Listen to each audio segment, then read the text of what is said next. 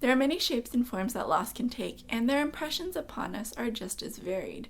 Here are 5 artists who turn to their work to address these feelings of loneliness, sadness, anger, and love. Bill Jacobson is an American photographer. His out-of-focus, blown-out portraits evoke the loss from the AIDS epidemic of the 1980s. It was an epidemic first noted in young gay men, leading to a public perception of HIV and AIDS as a gay-related immune deficiency known as GRID in the press. The homophobic perception of AIDS and the distrust of early reports and public health measures led to its spread and the death of hundreds of thousands of people. The blurred faces that both hide and destroy the figure's identity underline the futility of capturing true human likeness in both portraiture and memory. Jacobson says on his work, "Most photographs are meant as documents of moments we wish to hold onto forever. My work suggests that these moments, like life itself, are constantly fading into the past." Felix Gonzalez-Torres was an American visual artist known for his minimal installations and sculptures. Untitled was a billboard installed in 24 locations throughout New York City in 1991. It is a monochrome photograph of a recently shared but now unoccupied bed, an ambiguous yet provocative image that stands out against the text-heavy advertising that typically adorn billboards in the bustling city. The introspective quality of the image prompts viewers to take a second look, wondering about the narrative behind the scene. The work was made after the death of Gonzalez-Torres' partner, who died from AIDS, a fact that brings an intensely personal note to the work without taking away from the universal associations of intimacy, comfort, loneliness, or loss.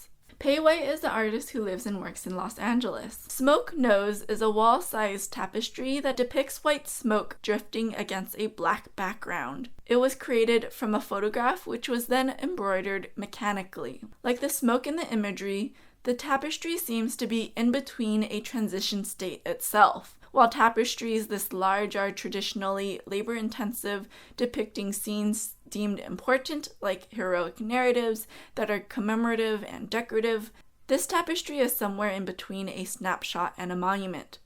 By picturing the ephemeral nature of smoke with the contrasting permanence of the tapestry, White creates a metaphor for memory and loss and shows the ability of art to preserve. Jennifer Lorber is a contemporary photographer based in Brooklyn. After the sudden death of her mother, Lorber was deeply overwhelmed by the need to keep even the most mundane belongings of her mother.